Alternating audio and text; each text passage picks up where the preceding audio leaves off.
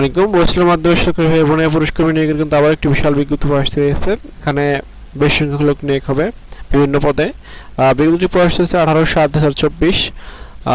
এই নিয়োগটি সম্পর্কে আমাদেরকে বিস্তারিত ধারণা দেওয়ার চেষ্টা করবো। এখানে আপনারা কিভাবে আবেদন করবেন, আবেদনের শুরু তারিখ কবে, শেষ তারিখ কবে এবং আবেদনের ক্ষেত্রে আমাদের কী ধরনের কাজ জানা থাকতে হবে বিস্তারিত ধারণার চেষ্টা করবো।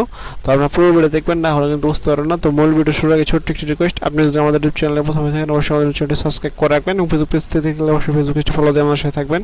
তো মূল ভিডিও শুরু করছি। এখানে দেখতে পাচ্ছেন বৈশাখের মাধ্যমে ফোনে এর সুনামধন্য কোম্পানিতে নিম্নবর্ণিত দক্ষ পুরুষ কর্মী নিয়োগ।